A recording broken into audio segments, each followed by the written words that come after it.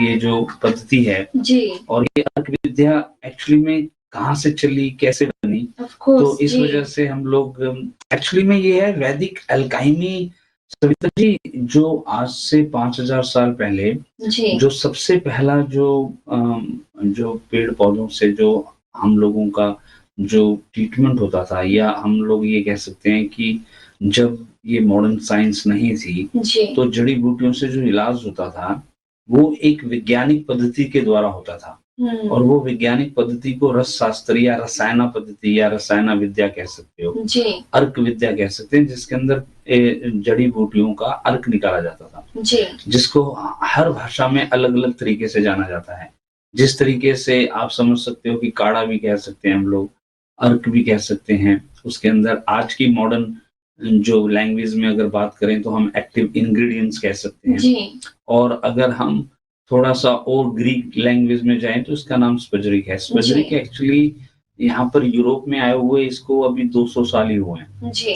उससे पहले ये 500 साल के करीब अर्क विद्या इस देश में पहुँची जी। और वो पैरासेल्सस ने इसको पुनर्जीवित किया।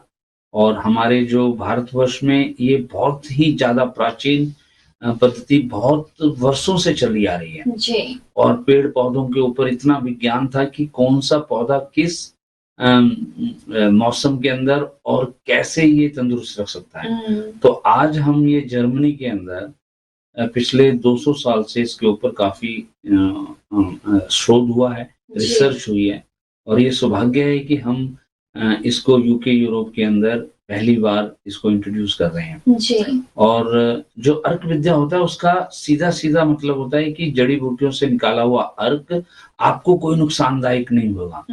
आज हम क्या देख रहे हैं, सोशल मीडिया पे देख रहे हैं या हमारे आस-पास क्या देख रहे हैं कि जितनी भी हर्बल के नाम पर मेडिसिन्स बन रही है, जी। उसके अंदर कहीं न कहीं कुछ ना कुछ सिंथेसिस या केमिकल्स भी डाले जा रहे हैं। जी, बिल्कुल। जैसे कि आपको मैं एक छोटा-सा एग्ज़ाम्पल देता हूँ कि आप देखिए कि जो आयुर्वेदा है या जो हर्बल प्रोडक्ट्स हैं, जो हल्दी है या लहसुन है, गार्लिक है, आप उसके भी कैप्सूल बन रहे हैं। जी। अब आप इसको एक रिसर्च के हिसाब से समझिए कि जब आप कोई खाना खाते हैं या आप कोई आहार लेते हैं, तो वो आप अपने जो रस तंत्र होता है, जो रस सिस्टम होता है, जो जिसको हम लार बोलते हैं, लसिका बोल सकते हैं, जो हम लोग सलाइवा बोल सकते हैं, वो हमारे बड़े बुजुर्ग क्या कहते थे कि आपको कोई भी खाना चबा के खाना है, जिसमें लार बने। वो फिर डाइजेस्टिव होगा तो पचने में आसानी होगी। अब वो कैप्सूल क्या करता है, वो 2.0 ऑफ द मॉडर्न साइंस है। और वो मुझे बड़ा दुःख होता है कि आज हर्बल और जड़ी-बूटियों से भी टैबलेट और ये कैप्सूल्स बन गए हैं। अब वो इसको साइंटिफिक ये है कि वो पहले पेट में जाएगा, आधा घंटा लेगा, उसको ब्रेक डाउन होगा, फिर उसका काम स्टार्ट होगा कार्य करना। अगर उसी की जगह ये अर्क विद्या, जिसको हम लोग ये अर्क विद्या के नाम से हम जो ये प्रोग्राम कर रहे हैं, जो मैं 25 वर्षों से जर्मन के साथ साइंटिस्ट के साथ मिलकर, ये अर्क विद्या का क्या है कि वो एक लिक्विड फॉर्म में ड्रॉप्स हैं। वो जैसे ही आपके जीभ के ऊपर आप डालते हो, वो लसिका रस सलाइवा के साथ मिलकर आपके ब्रेन को तुरंत सिग्नल पहुंचाता है। ये एक्चुअली वो इलेक्ट्रोमैग्नेटिक फोर्स एक काम करती है और वो तुरंत आपके पाचन क्रिया के अंदर, रस के अंदर मिलकर आपके रक्त के अंदर चला जाता है।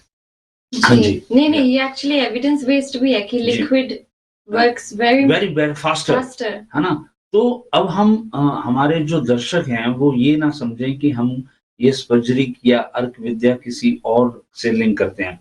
अर्क विद्या का मतलब है, स्पजरिक का मतलब है कि यहाँ पर हमें एक अर्क विद्या, जिसको हम पेड़-पौधों से अर्क निकाल कर उनको हर बीमारी के हिसाब से उनको देते हैं। और वो आजकल क्या होता है कि आप देखिए कि जब वो आपके साथ कितने सिंथेसिस, जैसे कई बार हम प्रोग्राम में बताते हैं कि हर्बल के नाम पर आप कोई भी कैप्सूल खाते हैं, तो वो सिंथेसिस से बना हुआ है, यानी कि केमिकल से बना हुआ है।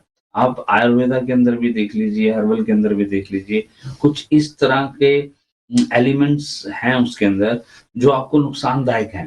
तो इस वजह से यूके और यूरोप के अंदर वो जो शोध होता है, वो एक हाई क्वालिटी के लिए कि पब्लिक को प्रोटेक्ट कैसे किया जाए, जी। कि हम किस तरह से ये जो नेचुरल सिस्टम ऑफ मेडिसिन्स यहाँ पर काम कर रहा है, उसके अंदर कैसे हम लोग बिना साइड इफ़ेक्ट के काम कर सकते हैं।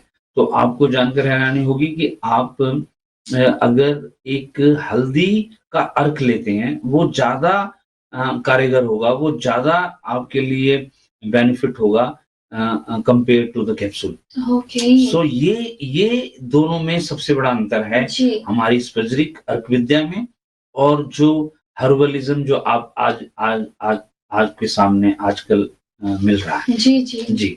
नहीं, बहुत ही अच्छी बात है। आई मीन इसके ऊपर आपके थ्रू अब हमको अवेयरनेस मिल रहा है जी, जी, जी। इस टॉपिक के ऊपर, सो इट्स वेरी गुड।